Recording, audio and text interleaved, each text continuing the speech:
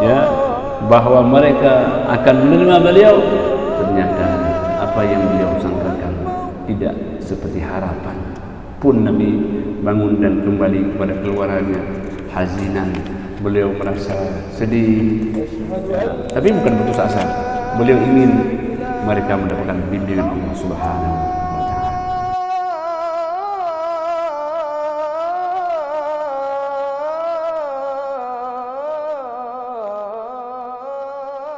Assalamualaikum warahmatullahi wabarakatuh. Alhamdulillahilladzi bi ni'matihi tatimmu shalihat, alladzi khalaqa sa'iral kainat. Wassalatu wassalamu ala sayyidis sadat, nabiyyina wa habibina Muhammadin sallallahu alaihi wasallam. Allahumma la ilma lana illa ma 'allamtana, Allahumma 'allimna ma yanfa'una wanfa'na bima 'allamtana innaka antal 'azizul hakim. فقال جل شأنه في كتابه الكريم وهو أصدق القائلين وبهديه يهتدي المهتدون. أعوذ بالله من الشيطان الرجيم. بسم الله الرحمن الرحيم. وادع إلى سبيل ربك بالحكمة والموعظة الحسنة وجادلهم بالتي هي أحسن إن ربك هو أعلم من يضل عن سبيله وهو أعلم بالمهتدين.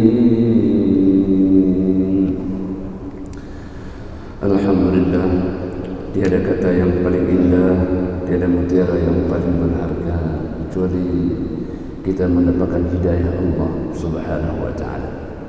Hidayah adalah perbuatan yang luar biasa. Innaka la tahdi man ahbabta walakin Allah yahdi man yasha.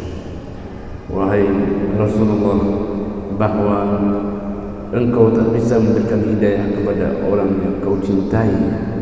Allah sajalah yang menganugerahkan siapa saja yang dia kehendaki.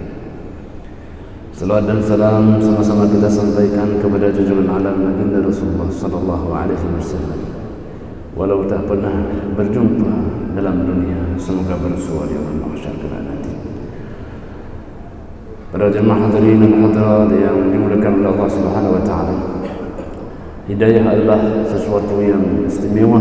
Bimbingan Allah Subhanahu wa taala, yakin kepadanya, kepada Rasulnya, hari akhirat, dan itulah ada hari setelah hari dunia. Sedangkan orang-orang Mekah waktu itu menyangka hidayah itu adalah material, dia adalah harta benda, maka mereka tidak menerima baginda sallallahu alaihi wasallam karena Nabi bukanlah orang kaya. Memang Nabi bukanlah orang yang kaya hartanya, tapi baginda orang yang kaya akan jiwanya. Ternyata jiwa yang kaya jauh lebih penting ketimbang hanya sekedar harta benda. Karena manusia akan berpindah dari alam kebendaan menuju alam kejiwaan. Hamba Allah yang dimuliakan, itulah kisah yang akan kita ceritakan pada sumber yang sangat unik. Diceritakan dari Ibnu Abbas sebagaimana disebutkan Ibnu Jarir, bahwa pada suatu hari di sana ada Utbah, ada Syaibah, ada Abu Sufyan, ada sejumlah orang yang lain, ada Al-Aswad bin Abdul Muttalib, ada Al-Walid bin Al-Mughirah, ada Abu Jahal, ada sejumlah orang-orang yang lain yang hebat-hebat di Mekah. Mereka bilang, panggillah Muhammad. Panggillah Muhammad, kita akan coba untuk diskusi dengannya agar dia meninggalkan apa yang selama ini dia sampaikan. Maka datanglah orang kepada baginda sallallahu alaihi wasallam mengatakan faja'ahum Rasulullah sallallahu alaihi wasallam fab'athu ilaihi anna ashrafa qaumaka qad ittama'u laka liyukallimuk. Kata mereka, wahai Muhammad, sudah berkumpul sejumlah orang-orang yang hebat. Mereka berkumpul di depan Ka'bah, mereka ingin diskusi dengan engkau wahai Muhammad. Segera Nabi datang. Beliau optimis, ini orang sudah terbuka hatinya, sudah berubah, tidak lagi seperti sebelumnya. Begitulah Nabi, selalu beliau ingin orang lain mendapatkan kebahagiaan.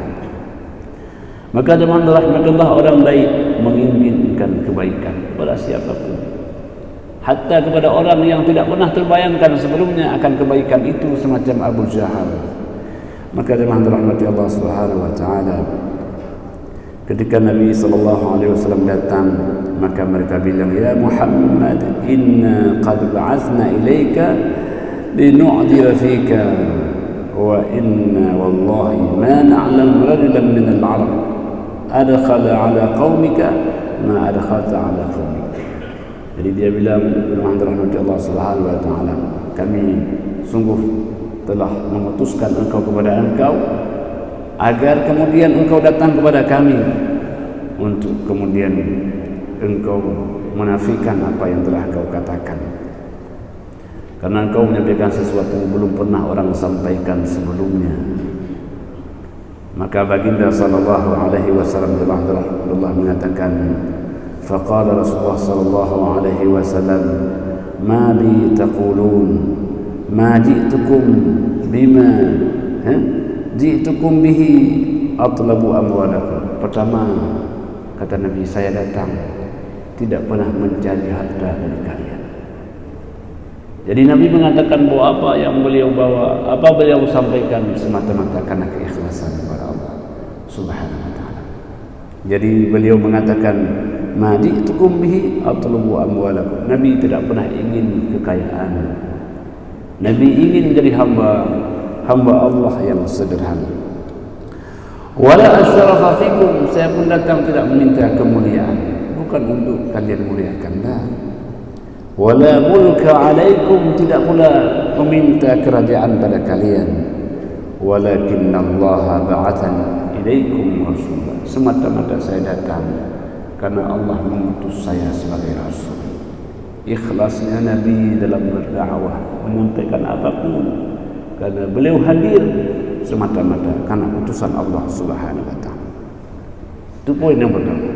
Yang kedua, Nabi mengatakan, wa anzala alayya kitaban, Allah telah memberikan saya kitab bimbingan, Al-Quranul Karim, kitab mukjizat. Yang mukjizat itu adalah mukjizat abadi, sejak Nabi ada hingga untuk selamanya. Allah telah berikan kepada saya Al-Kitab.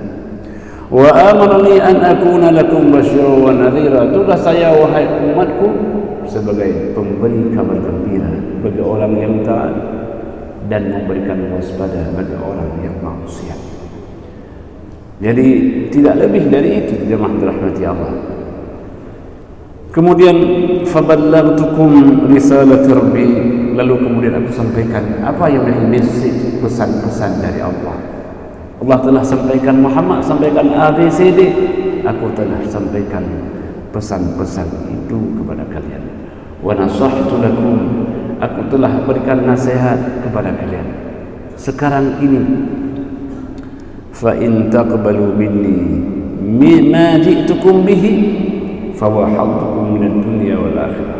Tawarannya hanya saja, bila kalian menerimanya apa yang telah aku sampaikan, maka kebahagiaan itu adalah bagi kalian dunia dan akhirat. Jadi yang menjanjikan bukan Nabi, tapi Allah Subhanahu wa ta'ala. Wa in tarduhu alayya, kalau kalian tak menerimanya, kalian menolaknya, asbiru li amrillah, maka saya sabar akan apapun yang nanti ketentuan Allah Subhanahu wa ta'ala. Nabi tidak pernah putus asa dalam mengajak orang kepada kebaikan. Nabi yakin bahwa mengajak itu adalah sebuah kewajiban. Adapun orang tak terajak, itu urusan yang bersangkutan. Kita mengajak anak untuk salat, itu kewajiban. Tapi apakah dia terajak atau tidak? itu adalah hidayah yang Allah anugerahkan kepadanya. Jadi jemaah yang dirahmati Allah Subhanahu wa taala, di amrillah ya, hatta yahkumallahu baini wa bainakum, hingga nanti Allah lah yang memutuskan perkara antara saya dan kalian semua. Jadi itu jemaah dirahmati Allah, ketika Nabi memberikan jawaban kepada mereka, tapi orang-orang Mekah ini lalu mengatakan, ya Muhammad, wahai Muhammad, fa in kunta ghairu qabil minna ma aradna 'alaika, bila engkau tak bisa menerima apa yang telah kami sampaikan, faqad alimta, engkau pasti sudah tahu, annahu laisa ahadun minan nasi ay atyaqu balala, kami tentukan kalian tahu orang yang paling sempit negeri kami, paling sedikit harta kami, paling susah hidup kami. Cobalah minta kepada Tuhan, wahai Muhammad, yang telah mengutus dirimu kepada kami, agar kami hidup lebih mudah yang selama ini, sehingga kami merasa lebih luas negeri kami, dan akan mengalir air sungai sebagaimana negeri Syam dan negeri Irak. Itu jemaah rahmati Allah. Jadi mereka gambarkan hidayah ini adalah material. Kalau kami nanti sudah kaya, kami sudah luar biasa, sungai-sungai mengalir begitu indah, barulah kami yakin bahwa engkau adalah seorang Nabi. Jadi jemaah rahmati Allah, begitulah orang-orang Mekah ketika mereka berdiskusi dengan Nabi sallallahu alaihi wasallam. فليبعث لنا من مضى من آبائنا فليكن في من يبعث لنا منهم Qusay bin Kilab فإنه شيخا صدوقا, hendaklah mengutus dari kami orang-orang yang hebat dari kami semacam Qusay bin Kilab. فنسألهم عما تقول, coba panggil dia, kami akan mencoba menilai apakah yang kau sampaikan itu benar ataupun tidak benar. Jemaah dirahmati Allah, Nabi ketika disampaikan oleh kaumnya seperti itu, beliau tentu mengatakan, ma bihadza bu'istu, aku diutuskan oleh Allah Subhanahu wa taala tidak untuk material, tidak untuk membawa harta benda, tidak untuk membawa kekayaan. Nabi sampaikan itu, kalau kalian cari harta, saya tak punya harta. Maka baginda sallallahu alaihi wasallam mendoakan, Allahumma ahyini miskinan wa amitni miskinan wa hsyurni ma'al masakin. Ya Allah, hidupkan saya miskin dan wafatkan saya miskin, dan kumpulkan saya bersama orang-orang yang miskin. Apakah umatnya tidak boleh kaya? Silahkan. Tapi eloknya Nabi untuk menjadi satu contoh kepada kita. Kalau saya miskin bisa bahagia, kenapa kalian yang kaya tak bisa bahagia? Begitulah kira-kira gambaran yang Nabi hendak tunjukkan dengan segala kesederhanaan Nabi SAW. Nabi bisa mengatakan, baiti jannati, rumahku adalah syurga. Maka jemaah dirahmati Allah, Nabi mengatakan, wahai umatku, aku tidak diutus untuk membawa kekayaan. Ya, innama ji'tukum min 'indillah bima ba'athani bihi, aku diutus semata-mata oleh Allah Subhanahu wa taala, faqad ballaghtukum ma ursiltu ilaikum, dan aku telah sampaikan apa menjadi pesan yang Allah perintahkan kepada saya. Jadi jemaah rahmati Allah Subhanahu wa taala, begitu sederhana pesan Nabi sallallahu alaihi wasallam agar menjadi mudah diterima, mudah diamalkan. Fa in taqbaluhu fa huwa haddukum fid dunya wal akhirah. Nabi ulang lagi, kalau kalian terima apa yang saya sampaikan, maka kebahagiaan dunia dan akhirat. Wa in tarudduh, kalau kalian tak terima alayya, apa yang telah saya sampaikan, asbir bi amrillah, saya akan bersabar. Nanti kita lihat ketentuan Allah, hatta yahkumallahu baini wa bainakum, sehingga Allah berikan keputusan antara diriku dan kalian semuanya. Maka dengan rahmat Allah, Nabi sosok yang tidak pernah putus asa dalam mengajak umatnya. Nabi SAW pada suatu hari pernah ketika beliau menyampaikan khutbahnya, orang yang banyak dari masjid mereka meninggalkan Nabi SAW. Kenapa? Karena di sana ada dagang dari negeri Syam. Mereka meninggalkan material, pindah kepada material, meninggalkan hal-hal yang spiritual, karena menurut mereka itulah harta yang kita cari. Maka wa tarakuka qa'ima qul ma 'indallahi khairun minal lahwi wa tijarah wallahu khairur raziqin. Tatkala datang rombongan dagang itu, mereka meninggalkan Nabi SAW. Nabi SAW berdiri menyampaikan khutbahnya. Dan jemaah dirahmati Allah, ketika seperti itu Allah mengatakan, wahai Muhammad, sesungguhnya rezeki di sisi Allah jauh lebih baik dari apa yang mereka cari. Jadi jemaah dirahmati Allah, kalau azan berkumandang, yakinlah rezeki yang Allah siapkan jauh lebih baik.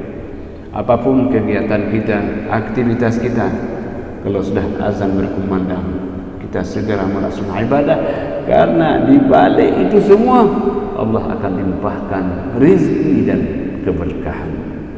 Betapa banyak orang yang banyak rezekinya, belum tentu banyak berkah.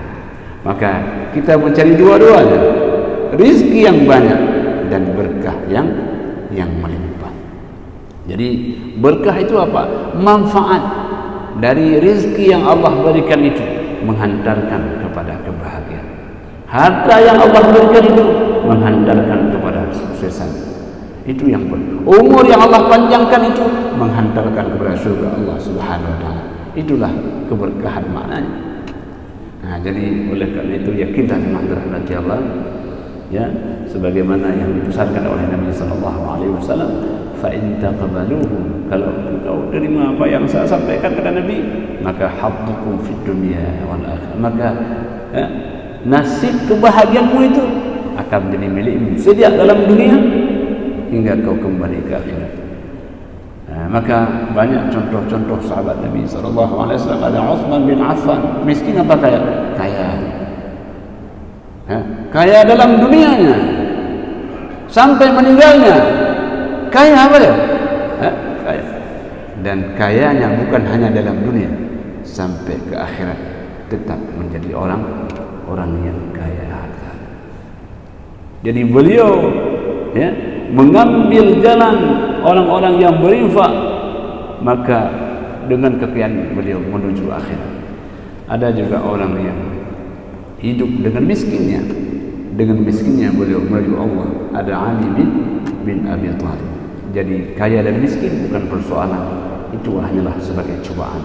Hamba Allah yang dimuliakan oleh Allah Subhanahu wa taala, maka orang-orang Makkah, ya, yang berkumpul waktu itu, yang ada Abu Sufyan, Abu Jahal dan sebagainya, mereka mengatakan, fa asqit as-sama kama za'amta anna rabbaka syaa fa'ala dhalika in syaa fa'ala dhalika, coba jatuhkan langit. Itu. Jadi memang kalau hidayah tak terbuka, ada saja alasan. Coba jatuhkan, robohkan langit, ya, sebagaimana kau duga wahai Muhammad, ya, bila Tuhanmu menghendaki. Fa inna lan nu'mina laka illa an taf'al. Kalau tidak bisa demikian, tidak akan terjadi demikian, kami tidak akan beriman. Masya Allah. Jadi demikian jemaah rahmati Allah, maka berbahagialah kita, ya, bersyukurlah kita Allah hadirkan dalam hidayahnya. Ketika kita lahir sudah diazankan oleh orang tua kita, sebelah kanan diiqamahkan, sebelah kiri Allah berikan pintu hidayah sejak belia. Semoga hidayah menjadi satu anugerah yang luar biasa sampai kita tinggalkan alam yang fana ini. jemaah dirahmati Allah Subhanahu wa taala. Jadi faqala lahum Rasulullah sallallahu alaihi wasallam, Nabi menjawab dengan sangat sederhana, dzalika ilallah. Itu bukan urusan saya. Itu adalah kekuasaan Allah Subhanahu wa taala. Insya'a fa'ala bikum dzalik. Kalau Allah kehendaki, kenapa tidak? Allah Maha kuasa atas segala-galanya. Tapi itulah manusia. Ketika nanti Allah coba, justru dia tak sanggup untuk menahannya. Jadi jemaah dirahmati Allah, bertawaduklah kepada Allah, merendahkan diri kepada Allah Subhanahu wa taala, karena kita hanya sebagai hamba yang penuh dengan kelemahan. Wa khuliqal insanu dha'ifa, dan manusia diciptakan dengan segala kelemahan. Ya, hamba Allah yang dimuliakan oleh Allah Subhanahu wa taala, faqalu ya Muhammad, wahai Muhammad, ama alima rabbuka anna sanajlis ma'aka. Apakah Tuhanmu tak tahu kita hari ini duduk bersamamu? Tahu enggak Tuhanmu kalau hari ini duduk kita bersama? Anna sanajlis ma'aka wa nas'aluka amma sa'alna an, dan kami akan tanyakan kepadamu sesuatu seperti hari ini. Wa natlub minka ma natlub, dan kami akan minta kepadamu sesuatu. Ya, jemaah dirahmati, begitulah mereka mengejek akan baginda sallallahu alaihi wasallam. Fa yaqdumu ilaika wa yu'allimuka ma turja'una bi ilalu. Tuhanmu datang kepadamu mengajarkan, wa yukhbiruka ma huwa sani' fi dzalika bina. Lalu Tuhanmu akan mengatakan apa yang akan ditimpakan kepada kami. Idza lam naqbal minka ma ji'ta Nabi, bila kami tak terima nanti apa akan ditimpa kepada kami. Seterusnya sedemikian rupa jemaah dirahmati Allah, mereka mengatakan kepada baginda sallallahu alaihi wasallam. Maka jemaah dirahmati Allah Subhanahu, panjanglah yang mereka katakan, ya, ama wallahi la natrukuka wa ma fa'alta bina hatta nuhlikuka aw tuhlikuna. Jadi kata mereka, kami tidak akan beriman kepada engkau hingga kita lihat nanti apakah engkau yang binasa atau kami yang akan binasa. Begitu keras hatinya, tak menerima apa yang Nabi sampaikan, bahkan menyampaikan kata-kata yang kasar kepada Nabi sallallahu alaihi wasallam. Tapi itulah luar biasa, Nabi tak pernah berkata kasar, selalu kejahatan beliau balas dengan kebaikan, selalu ucapan yang tidak baik beliau balas dengan kebaikan. Hamba Allah yang dimuliakan oleh Allah Subhanahu wa taala, itulah Allah katakan dalam Al-Quran, fabima rahmatin minallahi linta lahum. Sebab rahmat Allah sajalah engkau wahai Muhammad bisa lembut kepada mereka. Kepada siapapun Nabi bisa berbicara lembut. Hamba Allah yang dimuliakan oleh Allah Subhanahu wa taala, qala qailun minhum lan nu'mina laka hatta ta'ti billahi wal malaikata qabila. Kami tak beriman kepada engkau ya Muhammad sehingga datang Allah kemari dan malaikatnya. Jadi jemaah rahmatullah, demikian apa yang disampaikan oleh mereka kepada baginda sallallahu alaihi wasallam.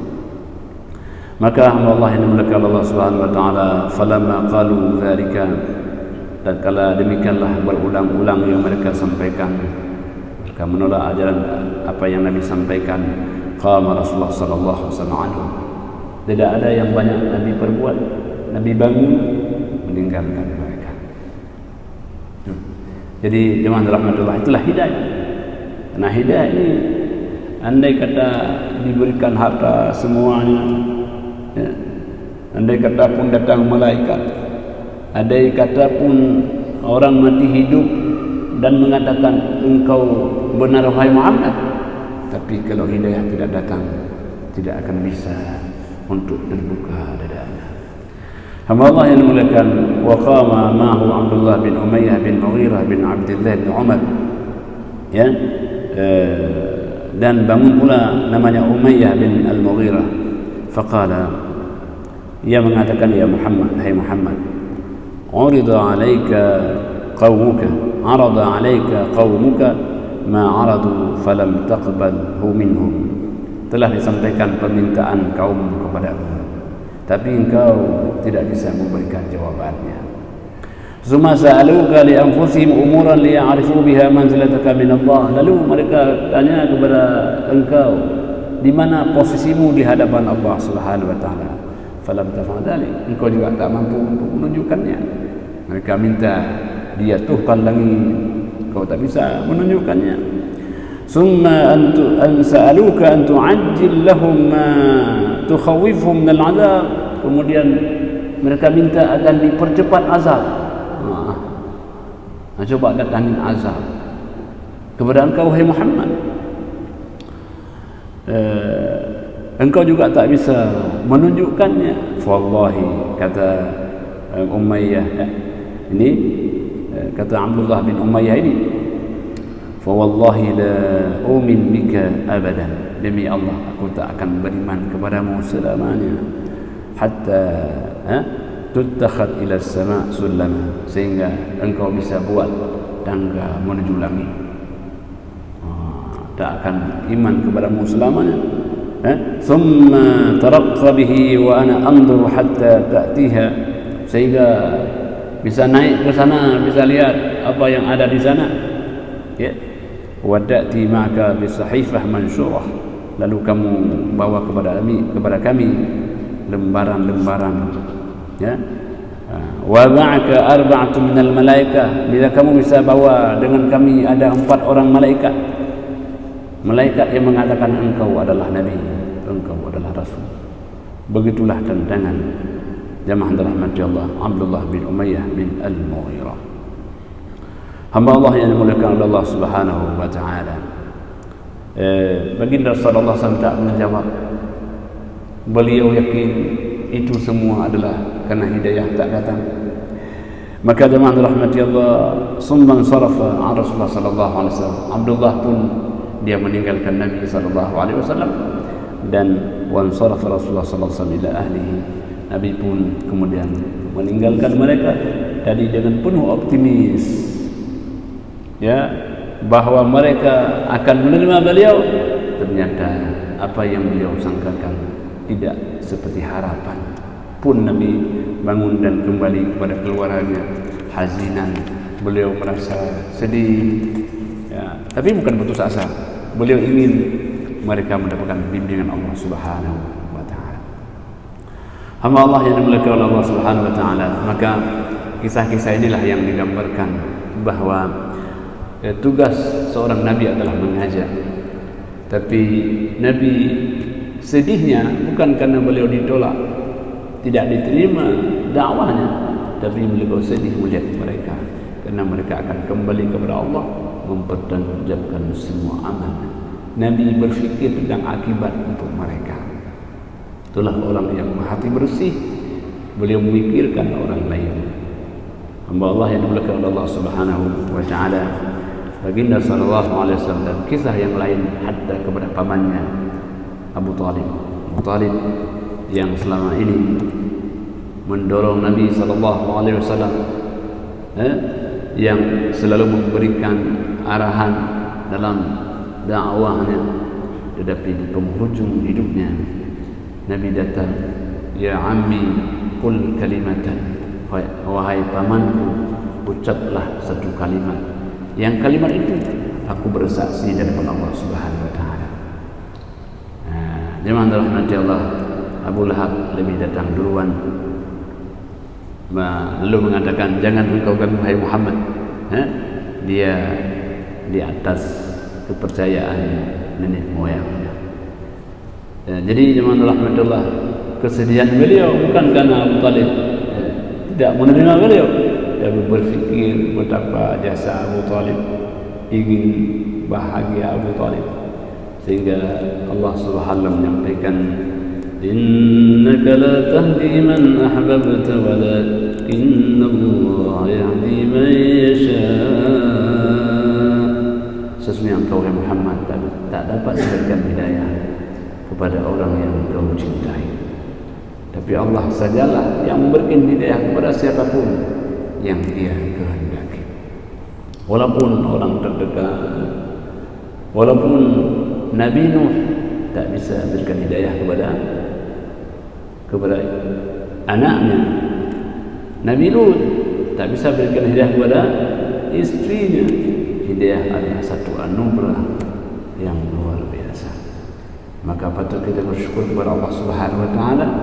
Dalam Al-Quran setiap kita salat kita baca ihdinas siratal mustaqim siratal ladzina an'amta 'alaihim ghairil maghdubi 'alaihim waladdallin. Ya Allah, berikan hidayah kepada kami. Bila ditanya, kan sudah dapat hidayah? Ya, hidayah membutuhkan hidayah yang lain. Terus minta hidayah kepada Allah Subhanahu wa taala. Hidayah membutuhkan hidayah seterusnya. Tidak ada manusia yang tak haus akan hidayah Allah Subhanahu wa taala. Di sanalah muara kebahagiaan. Di sanalah orang mendapatkan ketentraman. Di situlah ada ketenangan dalam bimbingan dan hidayah Allah Subhanahu wa taala. Maka oleh karena itu, dengan rahmat Allah, marilah kita meraih hidayah Allah. Setiap orang yang beramal kebaikan terus akan mendapatkan hidayah yang lain. Karena amal ini termasuk asbabul hidayah. Dan orang yang berilmu, ilmu adalah asbabul hidayah. Bergaul dengan orang-orang yang baik, asbabul hidayah. Jadi ketika kita bersama dengan orang-orang yang baik, ya, itu menjadi sebab hidayah. Mendengar orang baca Quran, asbab hidayah. Jadi teman rahmat Allah, marilah kita meraih asbab hidayah. Semoga Allah menambahkan hidayah kepada kita semua. Demikianlah apa yang dapat kami sampaikan. Hanya kepada Allah sajalah kita akan kembali. Hadanallahu wa iyyakum ajma'in. Wassalamualaikum warahmatullahi wabarakatuh.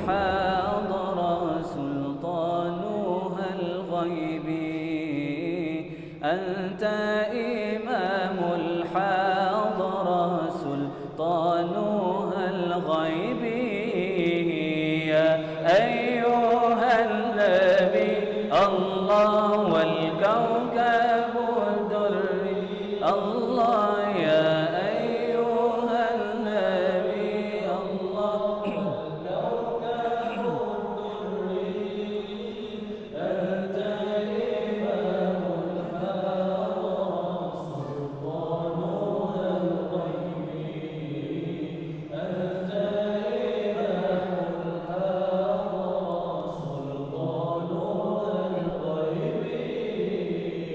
فإني عبد حملي ثقيل فإني عبد حملي ثقيل ولي ذنوب مثل الرمال ولي للرمال يا أيها النبي الله والكوكب الدري الله يا أيها النبي الله والكوكب الدري أنت إمام الحاضرة سلطانها الغيب الحاضرة سلطانها الغيب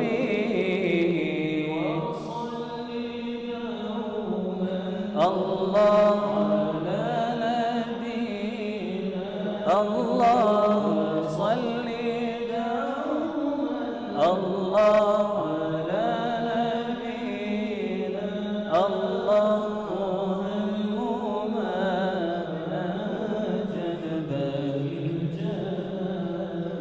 الله الله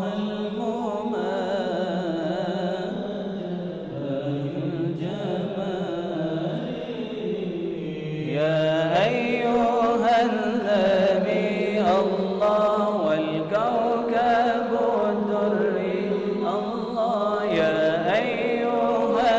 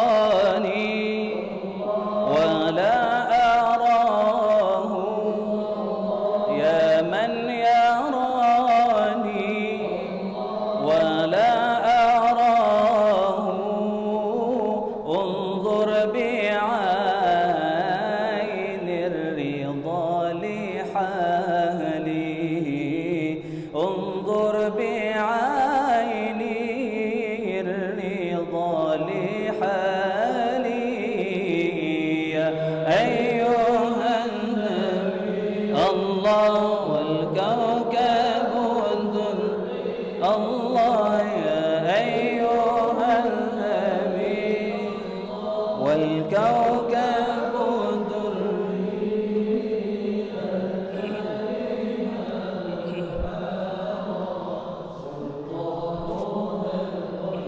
الله الله أنت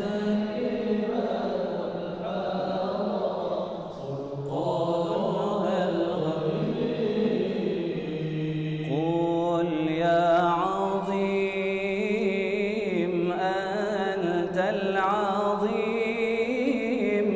قد همنا هم عظيم وكل شيء همنا يهون باسمك يا عظيم الله يا عظيم أنت العظيم قد همنا هم عظيم وكل شيء همنا يهون